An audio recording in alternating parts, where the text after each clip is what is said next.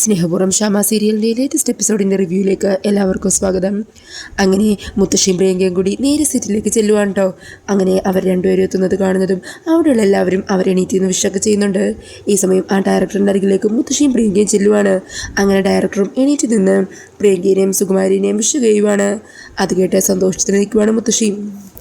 ഇത്രയും പെട്ടെന്ന് തന്നെ നമ്മൾ തമ്മിൽ കണ്ടുമുട്ടുമെന്ന് ഞാൻ വിചാരിച്ചില്ല. എന്താണെങ്കിലും നമുക്ക് കൂടുതൽ സംസാരിക്കാനുണ്ട് എന്നും പറഞ്ഞ് മുത്തശ്ശി പ്രിയങ്കയും കുട്ടി നേരെ ചെല്ലുന്നത് ആ ഒരു ഹീറോയിൻ ഉണ്ടല്ലോ, മുമ്പത്തെ സിനിമയിലുണ്ടായ ആ പെണ്ണിൻ്റെ അരികിലേക്കാണ്. അന്നേരം ആ ഹീറോയിനാണെങ്കിൽ ഇവരെ കണ്ടിട്ട് വലിയ മൈൻഡ് ചെയ്യാതെ മേക്കപ്പ് ഇട്ടുകൊണ്ടിരിക്കുവാണ് കേട്ടോ. അത് കാണുമ്പോൾ പ്രിയങ്ക പറയണേ, കണ്ടില്ലേ മുത്തശ്ശി, ഇവിടെയുള്ള എല്ലാവരും നമ്മളെ ബഹുമാനിച്ചു, ഇവള് മാത്രമാണ് മൈൻഡ് പോലും ചെയ്യാത്തത്. ഇവളെ ഇങ്ങനെ വെറുതെ വിടാൻ പാടില്ല മുത്തശ്ശി, നടുവിലോട്ടൊന്ന് കൊടുക്കുകയാണ് വേണ്ടത്. ഇന്ന് തന്നെ നമ്മളത് ചെയ്യണം. എന്നാലേ ഈ സെറ്റിലുള്ള എല്ലാവർക്കും മുമ്പിൽ നമ്മുടെ വില എന്താണെന്ന് നമുക്ക് കാണിച്ചു കൊടുക്കാൻ പറ്റൂ. നീ വാടി, ഈ മുത്തശ്ശി എന്താ ചെയ്യാൻ പോകുന്നതെന്ന് നീ കണ്ടോ.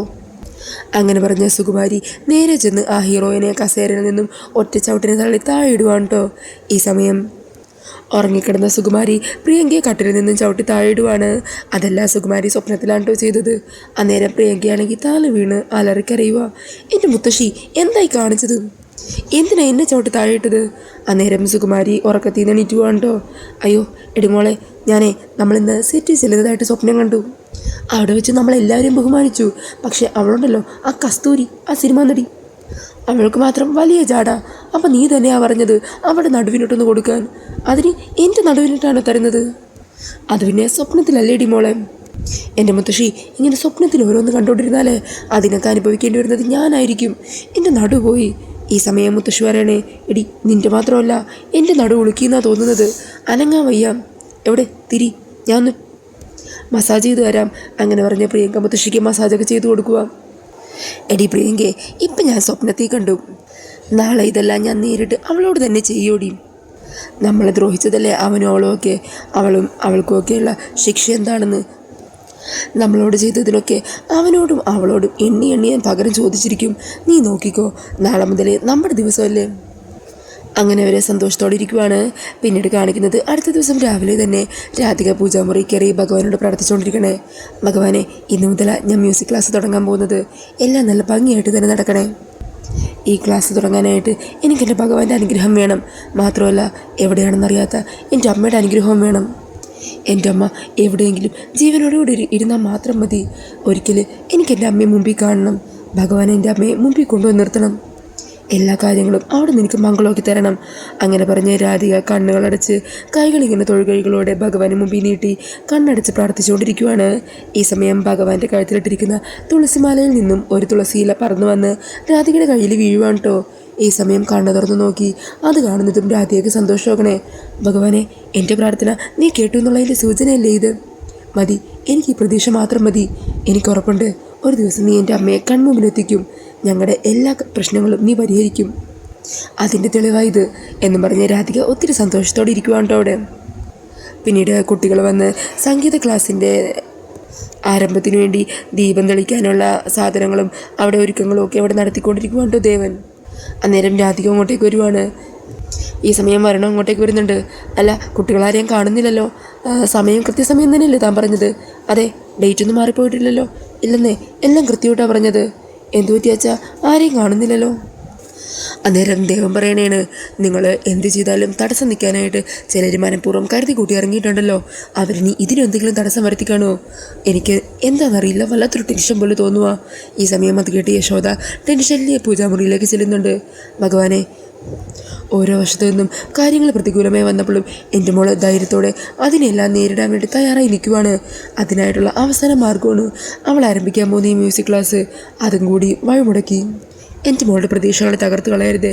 ഇതിലൂടെ അവളുടെ പ്രതീക്ഷകൾ മാത്രമല്ല, ഈ കുടുംബം മുഴുവനും തകർന്നു പോകുന്നത്. ഭഗവാനെ, നീ ഞങ്ങളെ കൈവിടല്ലേ എന്നും പറഞ്ഞ് യശോദ അവിടെ കരഞ്ഞ് പ്രാർത്ഥിക്കുവാണ്. ഈ സമയം ദേവനും അങ്ങോട്ടേക്ക് വരുന്നുണ്ട്.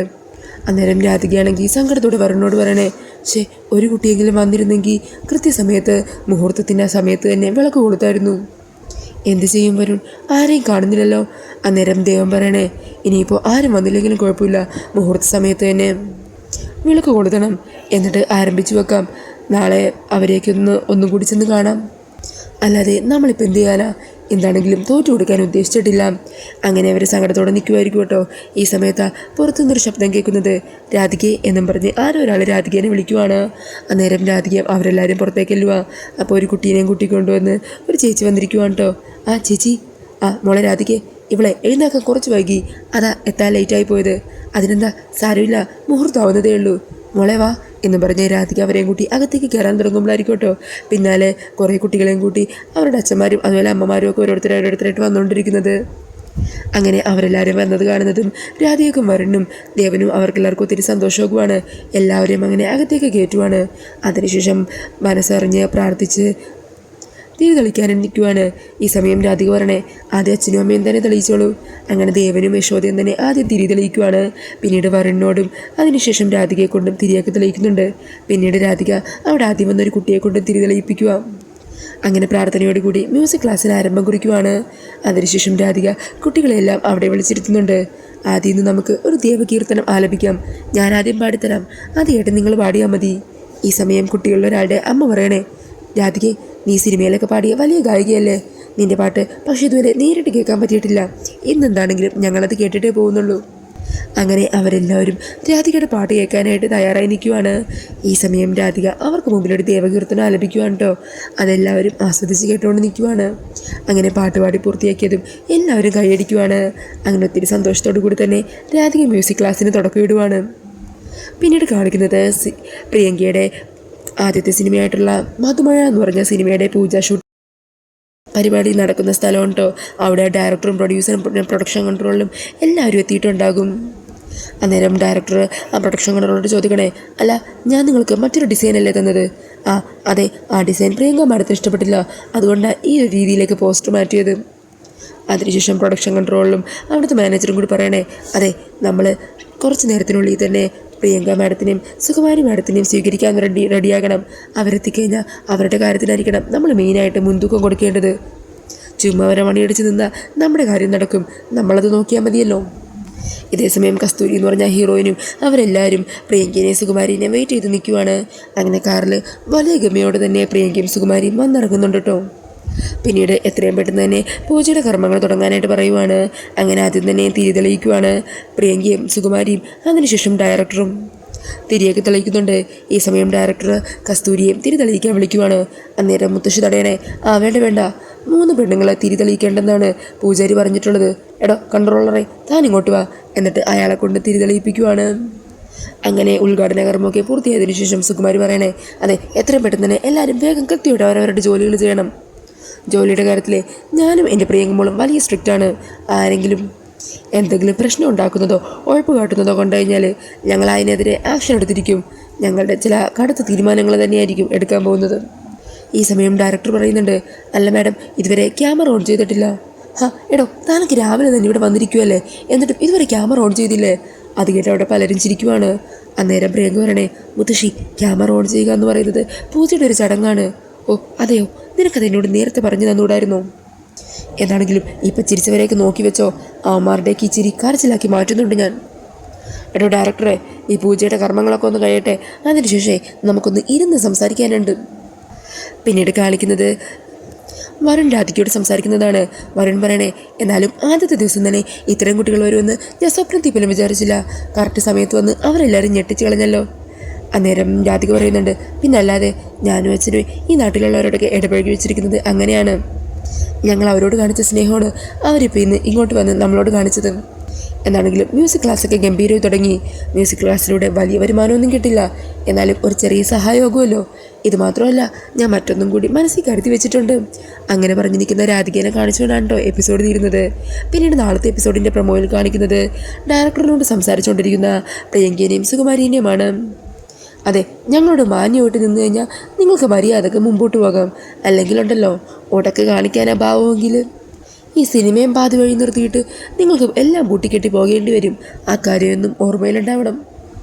പിന്നീട് കാണിക്കുന്നത് വരുൺ ഒരു കമ്പനിയിൽ ഇൻ്റർവ്യൂവിന് വേണ്ടി എത്തിയിരിക്കുകയാണ്.